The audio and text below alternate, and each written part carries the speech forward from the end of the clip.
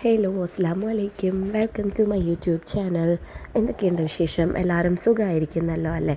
എല്ലാവരുടെയും നോമ്പൊക്കെ നല്ല റാഹത്തായി പോകുന്നു എന്ന് വിചാരിക്കുന്നു. അൽഹംദുലില്ലാ, ഇവിടെയും നല്ല രീതിയിൽ തന്നെ പോകുന്നുണ്ട്.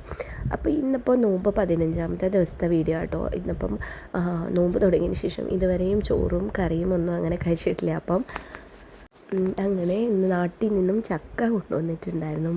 അമ്മ വന്നപ്പോഴേക്കും എൻ്റെ വീട്ടിൽ നിന്ന് എൻ്റെ മുത്തമ്മയുടെ വീട്ടിൽ ചക്കയുണ്ട്. അപ്പം മുത്തമ്മ കൊടുത്തു വിട്ടിട്ടുണ്ടായിരുന്നു. അങ്ങനെ ഇതുപോലെ മമ്മി കട്ടാക്കിയിട്ട് കൊടുത്തു വിട്ടിട്ടുണ്ടായിരുന്നേ.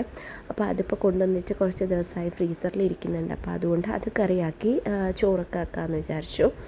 അപ്പോൾ അതുകൊണ്ട് എനിക്കിങ്ങനെ ഈ ചക്ക, മരിച്ചിനി, ഇങ്ങനെ ഈ നാടൻ സംഭവങ്ങളൊക്കെ എനിക്ക് ഭയങ്കര ഇഷ്ടമാണ് കേട്ടോ.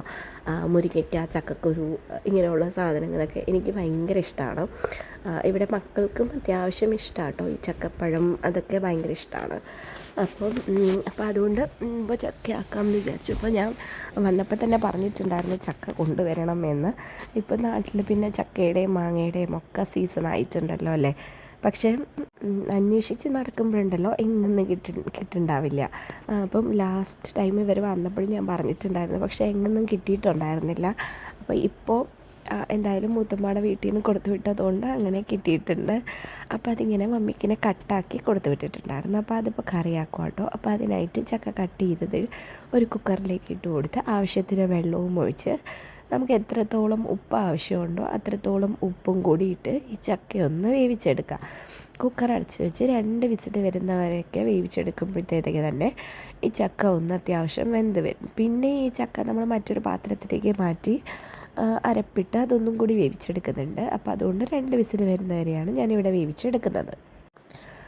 ഈ ചക്ക ഉണ്ടല്ലോ, മീൻ കറീൻ്റെ കൂടെയും പിന്നെ ചിക്കൻ കറീൻ്റെ കൂടെയും ഒക്കെ കഴിക്കാൻ നല്ല ടേസ്റ്റാണ്. എനിക്ക് ചോറിൻ്റെ കൂടെ ചക്കയും മീൻ കറിയും ഉണ്ടെങ്കിൽ പിന്നെ മറ്റൊന്നും വേണ്ട, അത്രയ്ക്ക് ഇഷ്ടമാണ് കേട്ടോ എനിക്ക്.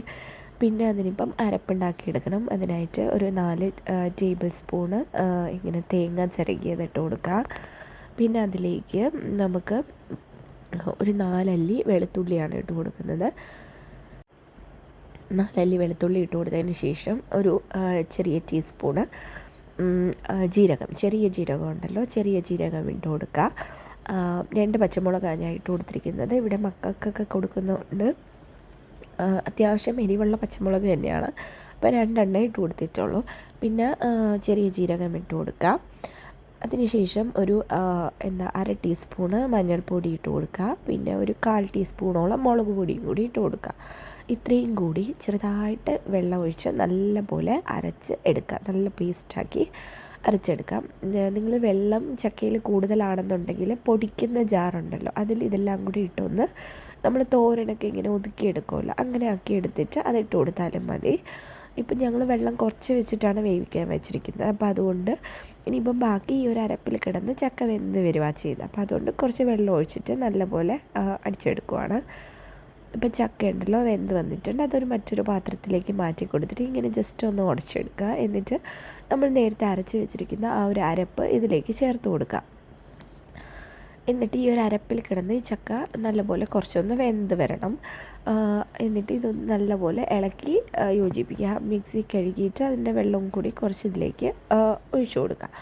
പിന്നെ ആവശ്യത്തിന് കറിവേപ്പില ലാസ്റ്റ് ഇട്ട് കൊടുക്കുക. അപ്പോൾ ഇതെല്ലാം ചേർത്ത് നല്ലപോലെ ഇളക്കി യോജിപ്പിച്ച് കുറച്ച് നേരം ഒന്ന് ചെറിയ തീയിലിട്ട് അടച്ച് വെച്ച് വേവിച്ചെടുക്കുമ്പോഴത്തേക്കും നമ്മുടെ നാടൻ ചക്ക കറി അല്ലെങ്കിൽ ചക്കപ്പുഴുക്ക് ഇവിടെ റെഡി ആയിട്ടുണ്ട്.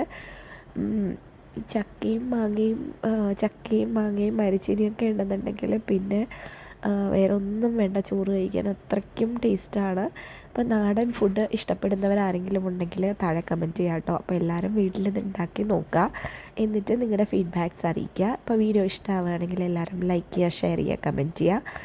വീഡിയോ ആദ്യമായിട്ട് കാണുന്നവരാണെന്നുണ്ടെങ്കിൽ എൻ്റെ ചാനലൊന്ന് സബ്സ്ക്രൈബ് ചെയ്ത് സപ്പോർട്ടും കൂടി ചെയ്തേക്കുക. അപ്പോൾ എന്തായാലും ഇത്രയേ ഉള്ളൂ ഇന്നത്തെ വീഡിയോ എന്ന് പറയുന്നത്. അപ്പോൾ ഇനി മറ്റൊരു വീഡിയോയുമായിട്ട് കാണുന്നത് വരേക്കും ബൈ.